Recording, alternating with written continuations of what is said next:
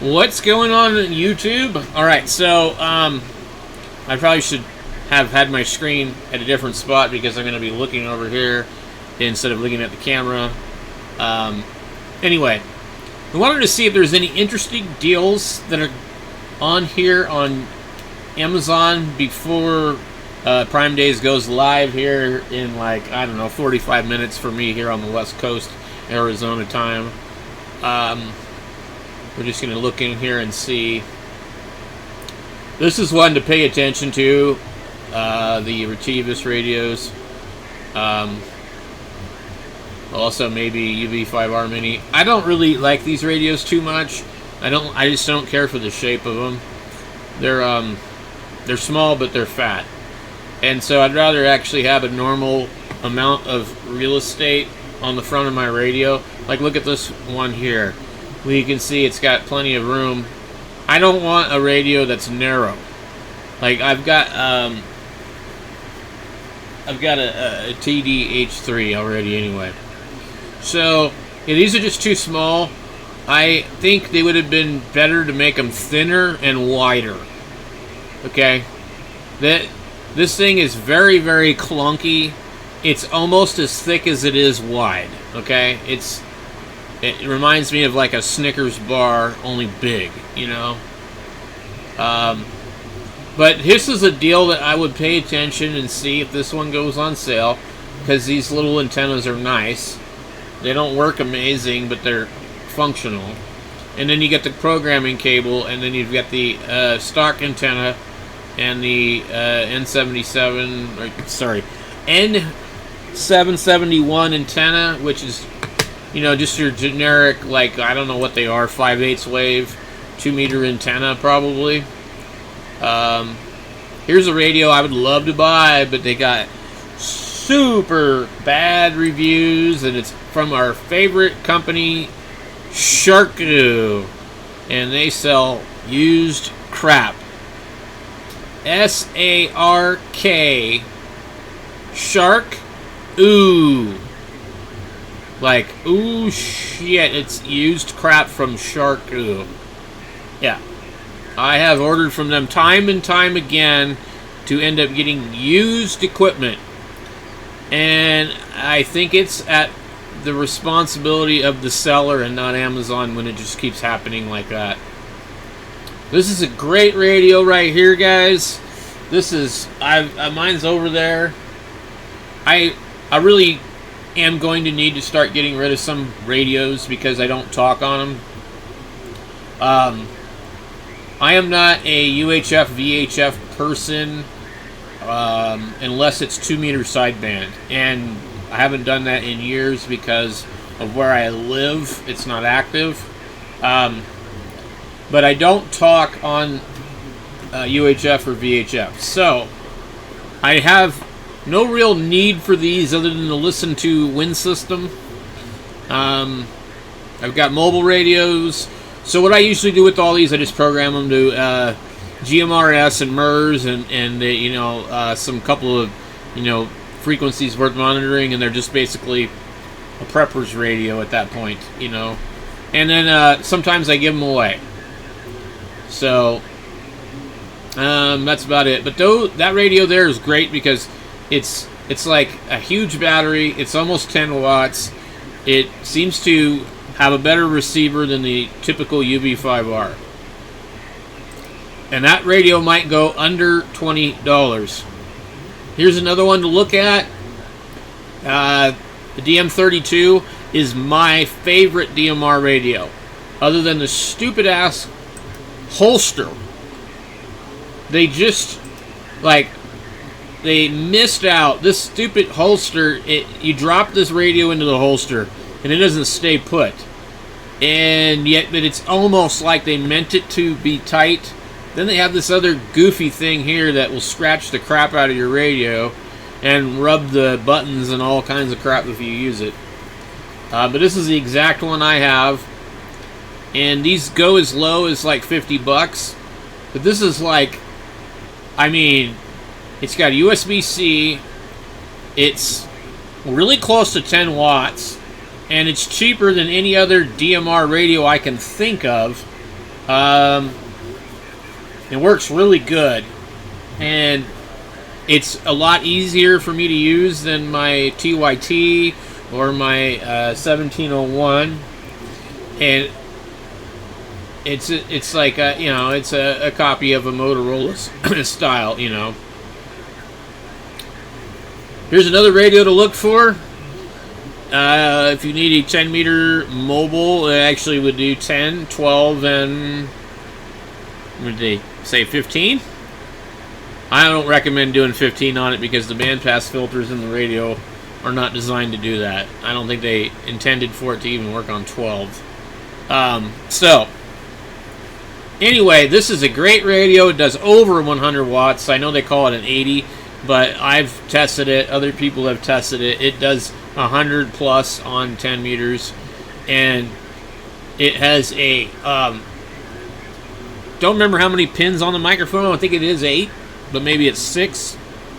Either way, it's got a dedicated 2 meter radio style power connector on the back.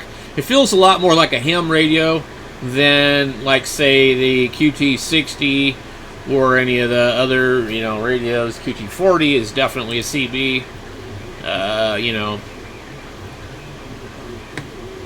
This is a neat little radio that I did a review on, but I really don't trust it to transmit because it's using a 7-volt handheld walkie-talkie PA with a block of silicone rubber on top of it as a heatsink. And I just don't think it would last long, but it is a nice, I like it. If I had nothing else and I was bored, I would sit here and it would be scanning all day.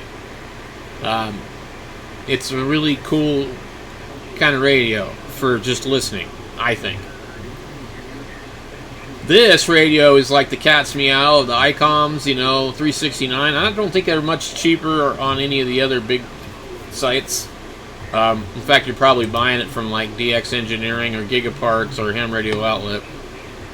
I've never heard of Satispira, but it ships from Amazon. And what that means is that if you don't like it, you can send it back.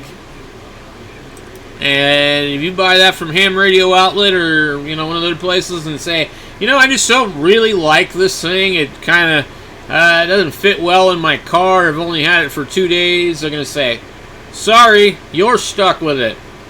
Now if you buy it and the next day you call Ham Radio Outlet and say, I don't want this thing, alright, well you get to pay 35% restocking fee or something like that. It's nuts. You would think Ham Radio Outlet would have more of a policy like Guitar Center, but they don't. Anyway, so there is a plethora of these type of radios that claim that they do HF and CB and SSB and crossband repeat. The Radtel RT880, 980, blah blah blah. There's tons of them on here, and they look like solid radios. I haven't tested any of them because I'm just not going to drop that kind of money on a radio to review it and then have 200 people watch the video. So I'm not doing it. This radio here, you should be able to get this one under $200. I would say this should drop to probably $199 for the Amazon days here in about 35 minutes. So we'll see. Sometimes the Anytone version is less, but I don't know. We'll have to see what they decide to do.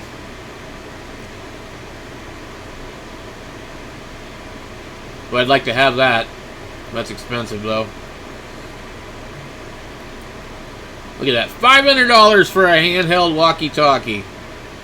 Now, G90 has went up in price. When I bought mine in 2020, I paid $419, and I bought it from Ham Radio Outlet. Drove down to Phoenix. It had just come out, and they didn't have it, and so I finally saw it was on their website available, and we jumped in the car, a truck, I don't know. Anyway, we drove right down to Phoenix, and I picked it up before 5 o'clock. And I remember they made me hand them my debit card and they went in the store and rang up my purchase and brought out the radio.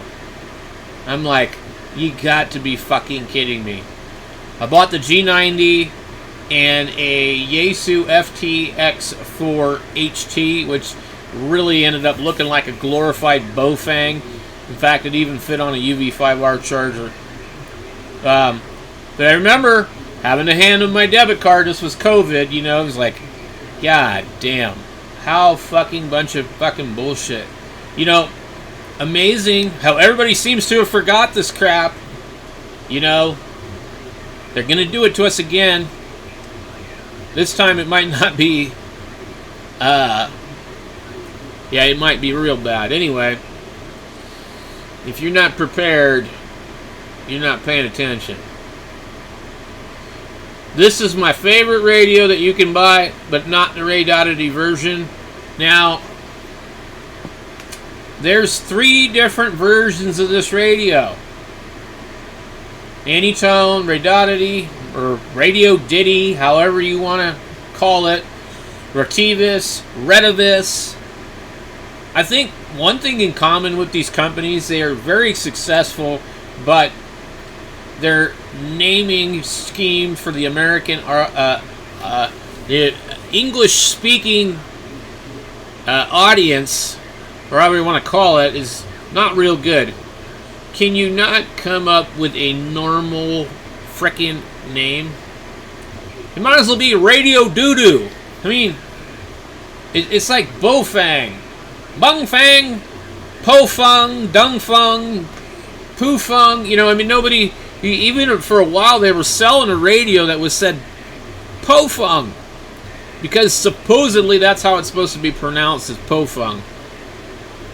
Baofang. I'm sure it doesn't fucking matter. You know, they don't care. They're just like, I don't know, they started selling radios and maybe they weren't really interested in this market and it took off. Anyway, there's another version of this that I'd recommend. This radio I just bought a couple of days ago. I ain't kidding. I'm not kidding. It went down $10 right after I bought it. I'm serious. 24 hours later, this thing went from $199 to $189. There is, or was, a 10% discount, and it is actually right behind me on top of my, if you can see it, my QT60. And I did a little bit of listening on CB radio a couple days ago, made some video live stream stuff of it. The guys arguing on channel 38. It seems to work good, but it's a fucking CB radio, and it's not something that I would recommend for somebody that's a 10 meter anal retentive ham operator. You're gonna be panties all in a bundle that, oh my god, I bought a damn fucking CB radio. It's channelized, so you can't even go to 10 meters and 11 meters at the same time. You pick one band or two band, but it's not set right the way that they do it. But you can program every bank in this radio to whatever the hell you want if you use the programming cable. So you can program 12 meters into one bank probably. But you're not going to be able to, like, tune too far in between. It's only got, like, a 10K slider. So, you know, let's say you programmed Bank 1 to be 2800. I don't know what it covers up to. I think it's, like, 150 or, I don't know. Anyway, it counts it in 60 channels on one and 40 on the other. So when it's in ham mode, it's 60. So it's a neat radio, and for the price, like, you could get on there and, you know, talk on 10 meters. You could talk on 11 meters. You don't need to open it up to unlock it. It does almost 50 watts on AM. Sideband, I thought it sounded like crap with that microphone, and then I put a Cobra power mic on it. I thought it sounded a little better. Then I started to notice that these things all have DSP processing on the audio, and so you try and zero beat this radio to a regular radio, and it does not sound right. I don't know if they're actually really, like, software defined, really. to some extent, but there's definitely some latency, and so you can't zero beat a radio like this. It will not work. These are not like the old, Galaxies and whatnot. And I've been running across this on handhelds and regular radios and whatnot. The Yaesu FT710 has latency on transmit. You can't zero beat that radio. And I really don't like that. That pisses me off. It's like, why is it slow? The ICOM 7300, there's no latency on transmit. You can, zero beat that radio with another radio. And so I do a lot of testing and stuff. When a radio will not zero beat due to latency, I don't like it. So, and if you're talking and listening to yourself on another radio, it's going to sound weird. It's going to be like you talking to Utah Web SDR on your radio and monitoring on headphones. You ever try and do that, it'll drive you nuts. So, it's okay radio. I don't think it's going to go down lower than this for the Amazon days, but it might. If it goes lower than that, I'd say definitely buy one if you don't got one. The QT40, actually, believe it or not, I like this radio better. It's got a really awesome Roger beep on it. But I don't talk on 11 meters, Now, if 10 meters is open, I'll get on there and talk all over the world, but it's just usually a bunch of fuckers doing FT8 and not too much else. I know somebody's going to go, dude, why do you keep cussing and swearing? Well, I don't know. Just the way I was raised. If you don't like it, I guess, sorry. But you might want to go watch some cat videos. One guy says, just go watch some videos, somebody else's videos. You don't have, nobody's making you watch this. Anyway, this radio, I like this radio. This radio would be another difficult to use on 10 meters, although it has a kind of interesting thing where I think is it what you hold down the two buttons on the top of the microphone and it reads out the frequency 2 digits at a time. What kind of neat thing. What I really like to have seen them do on this would have been to take one of the other radios that has a digital S meter and put that on there.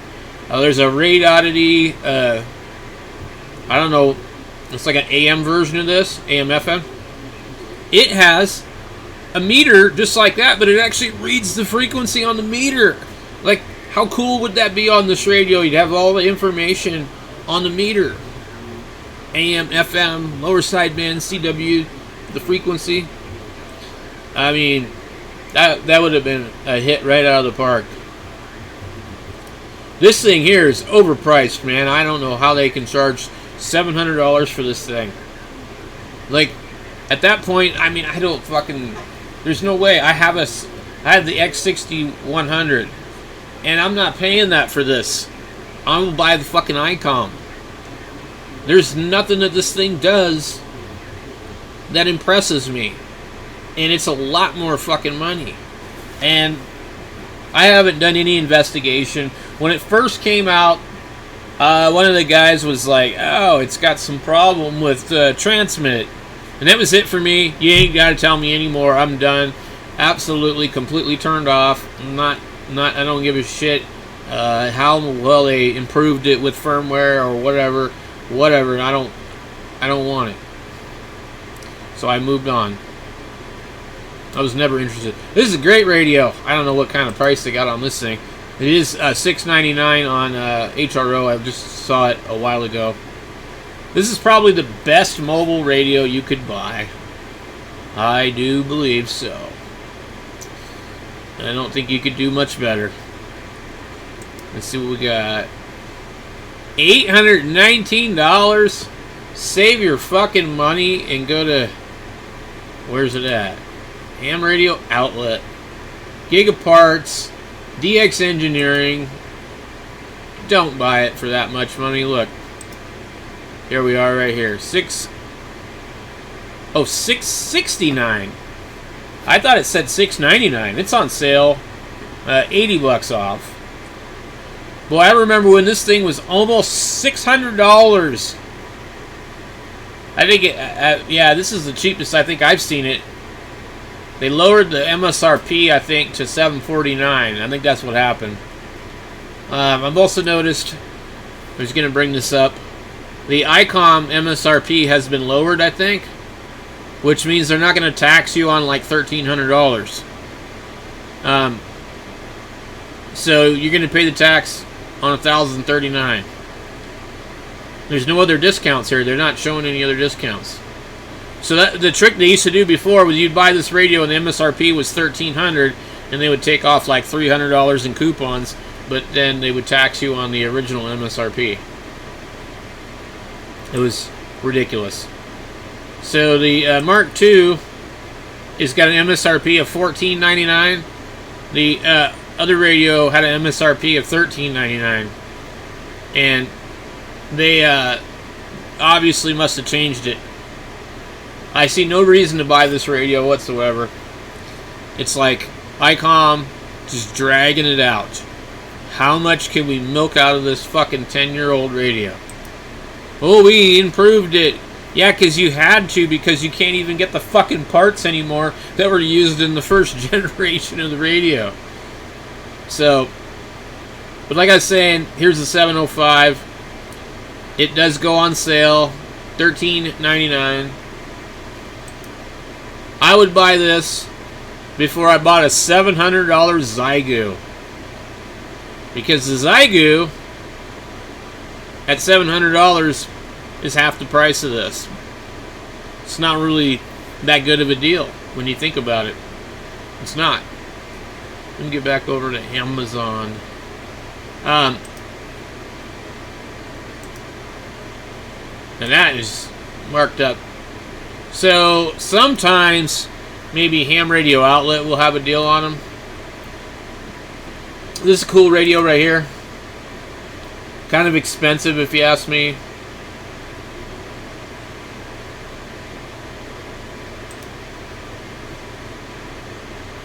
I've got a TY Tech version of it, which is actually 75 watts. This radio, 536.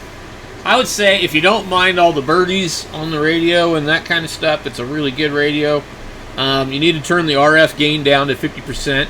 It just kind of runs like it's got a preamp on all the time. I don't know why. This radio is a complete piece of crap. This TDH9. I got one hanging on the wall over here. Mine came with a crooked screen, and somebody else already used it. But the screen is like literally crooked. And it smelled like burnt transistors.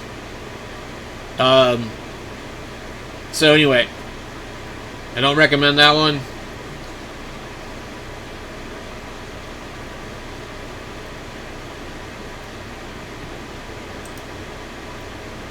Boy, that is such an old scanner.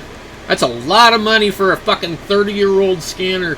This scanner came out in the 90s, which makes it more than 30, doesn't it? Yeah, no, 30. Good Lord. Can you believe that? The 90s were 30 years ago? Man. Damn.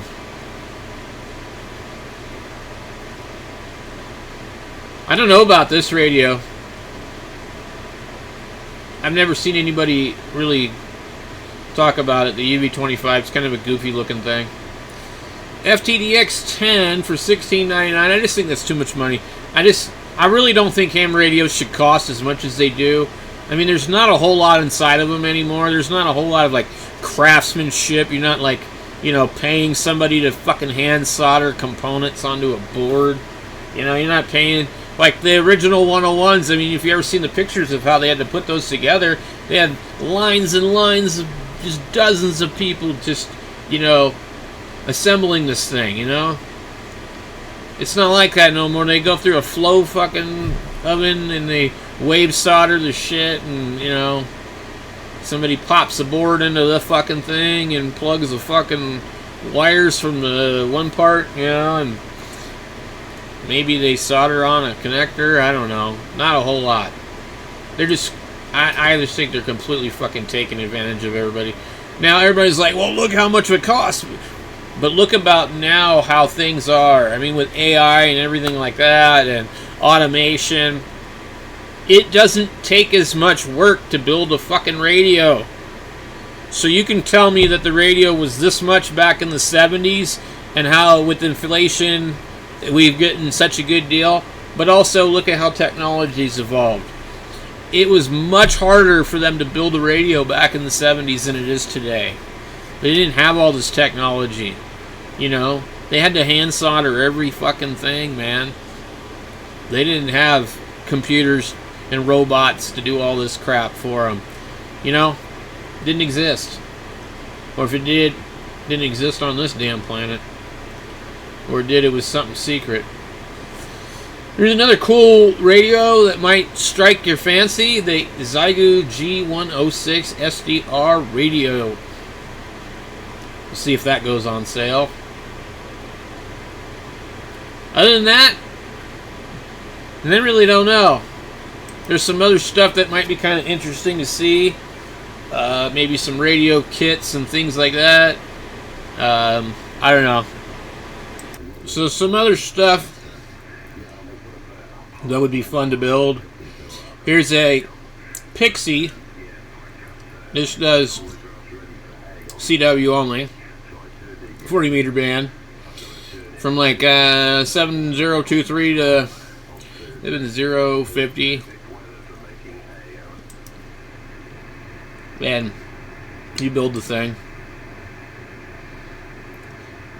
Get a board. Solder some crystals in here, some transistors. Looks like a rectifier, probably for a diode ring. An encoder, some tantalums, resistor, Zener diode.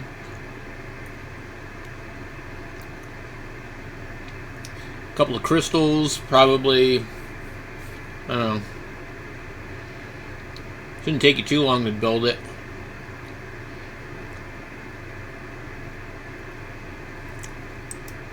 I might have to, you know, build one. Now this one here, I don't see any coils or anything, which is kind of weird.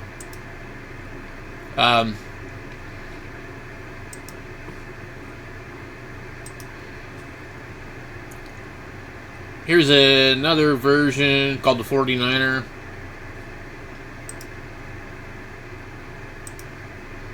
And this one, I'm pretty sure you do have to wind some coils. Yep, you do.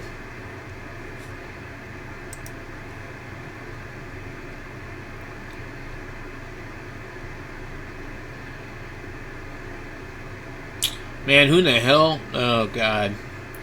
10 band, 80 through 6 meter, $239. Kind of expensive, considering what you could get a Wolf River or MP1 super antenna for around similar.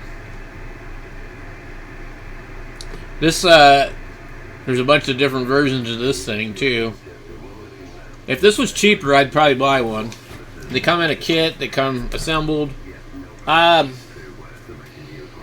when you build a radio like this, you will really appreciate your Yaesu or ICOM or Kenwood. Let me tell you, man. It'll change exactly like everything that you thought you knew. I'm still in the process of doing the 40 meter HF signals mono-banded radio. I've been doing some experiments with it. That's why I haven't finished putting it together. I'm using the DDS VFO to kind of change some things with it. Let me see if the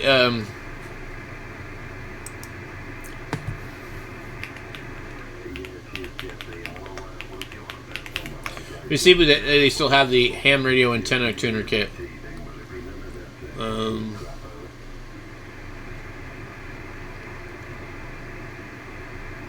So I don't know, maybe 3 years ago I built an antenna tuner. Hey, this is an interesting antenna here. It's a copy of the MFJ antenna that they used to sell. A little wandering lead. Now, I'll be honest with you. If you expect this thing to work amazing, you're going to be disappointed. But will it work? Yes. Will it work good? No. But it will work. And you can get them with a PL259, or you can get them with a stud mount, whatever they call that size. I forget. There used to be one called an Outbacker 2000. This is a Harvest Out B 2000. Probably the same thing. They were cut a little differently than the MFJ one. They were more like harder to tune because they were sort of set in the CW part of the band, what it seemed like to me.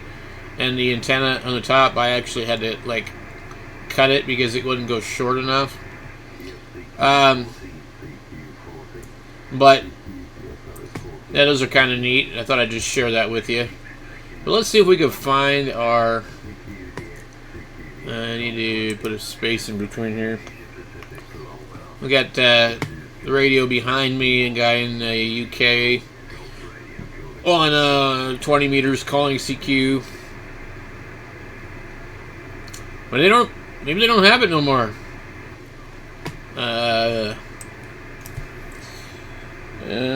HF 100 watt auto tuner.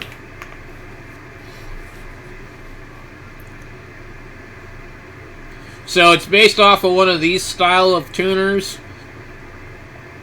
which I bought one, didn't work. Didn't work at all. I think it was this one here. Yeah, it just didn't do shit.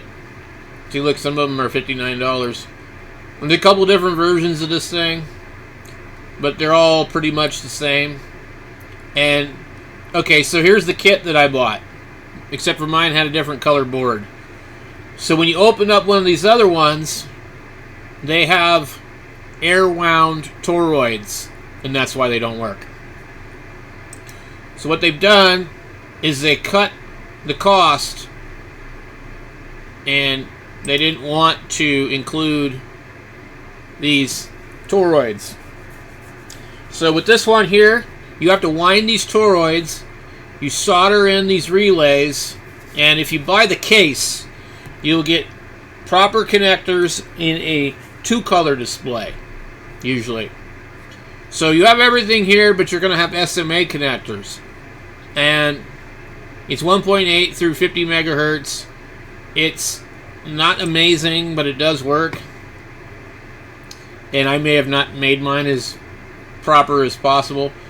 Usually if you click on this, it'll show you the case. It's about $35 for the kit. It's about $35 for the other thing. They also sell them assembled. I don't know if you'll be able to find them on Amazon. Here is the one I bought. This one here, do they have a name on it? Usually it says Malhat or Malhit or whatever. This one says something else. But this is the one that I bought. And I think I bought it when it was on sale for like $23. And there's a little pick chip right here that basically controls everything. There's some kind of like issue where, you know, they don't really give you instructions. You kind of have to look it up, and I was not sure which direction to put the diode right here. Anyway, so they didn't make it real clear. So you end up having to, like, I had to solder some wires here. They didn't supply the wires. They give you this instruction thing here, but it doesn't really... It's outdated. It's for a different version of this thing. So...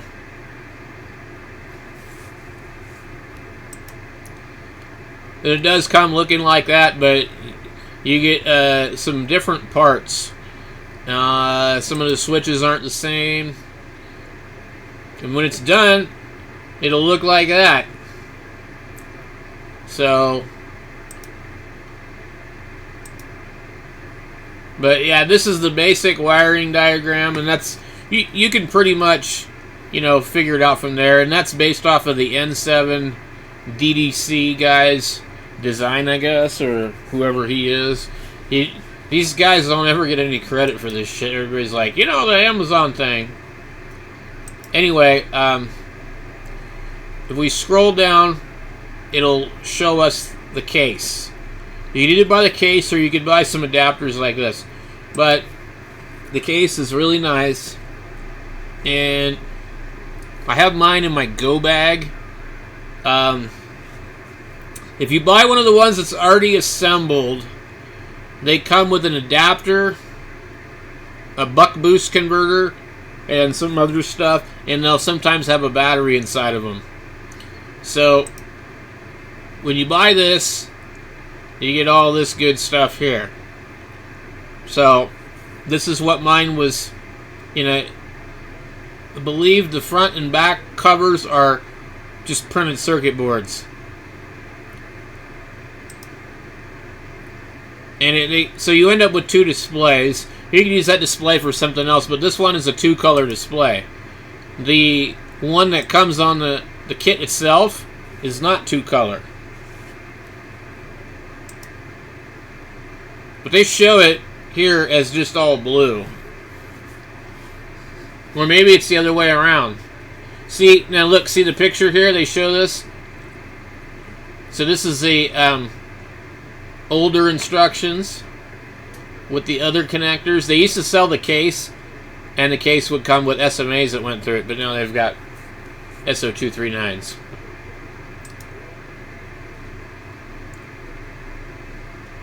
Let's see.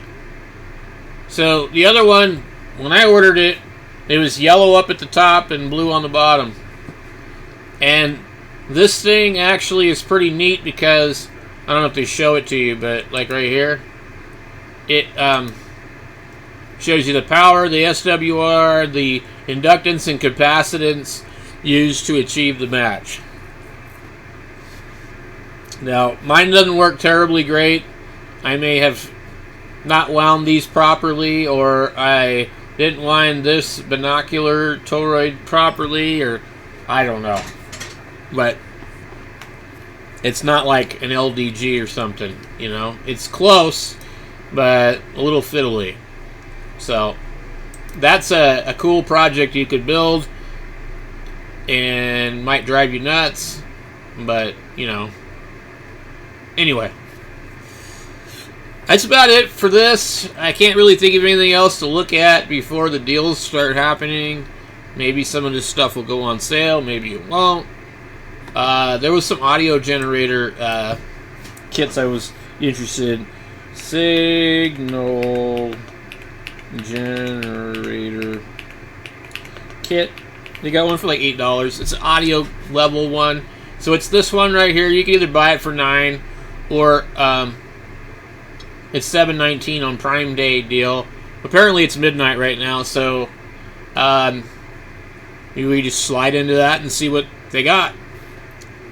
So this would be a fun kit to put together, but it only covers 1 hertz through 1 megahertz. So it's an audio signal generator for the most part. If it went up to 10 megahertz, man, imagine that'd be pretty cool.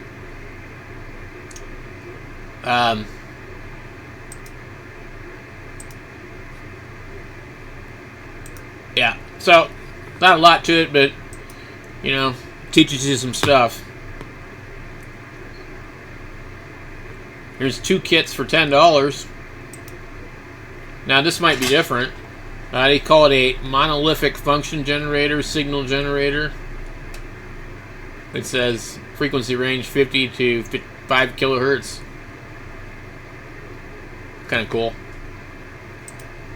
I've just been getting more into this kind of stuff, and I'm less active on the radio, but I just like, fiddling with stuff and building stuff. I don't know, 1 hertz.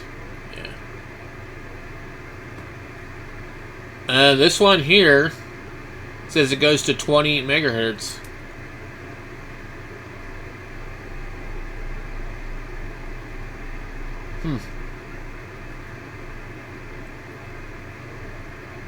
It'd be kind of cool. Not worth $30 though. $30 actually, I think you can get like a something like this. You know, you might as well just get something like this. Professional signal generator, 10 hertz to 1 hertz. Adjustable audio generator, high precision, low frequency. Well, I saw one that was high frequency. Right here. This goes to 150 megahertz. Like, this would be great to have.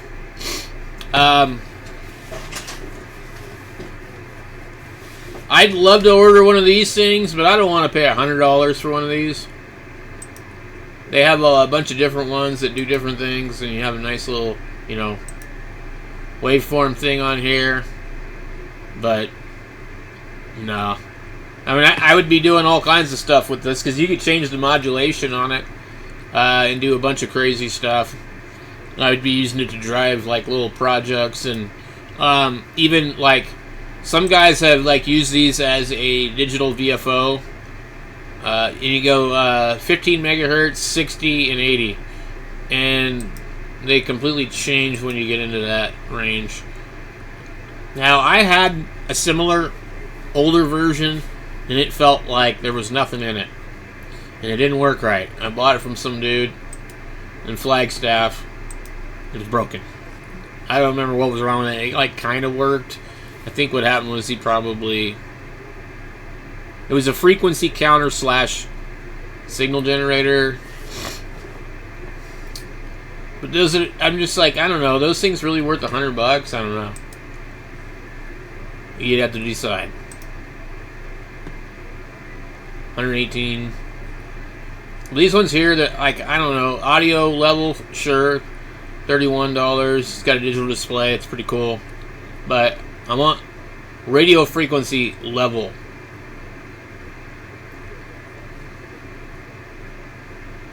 What is this one? Square wave sawtooth kit, DDS function generator module, $11. That's actually pretty cheap. Why don't you show the screen on? We want to know what the screen looks like. Jeez. I don't understand these places sometimes, man. Like, seriously?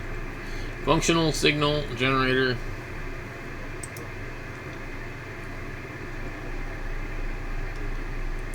Anyway, guys, I'm about zapped. So, there's another kit right here. But anyway, I just wanted to share some of this stuff with you. And remind you that they do have some deals. So, I'll catch you all later.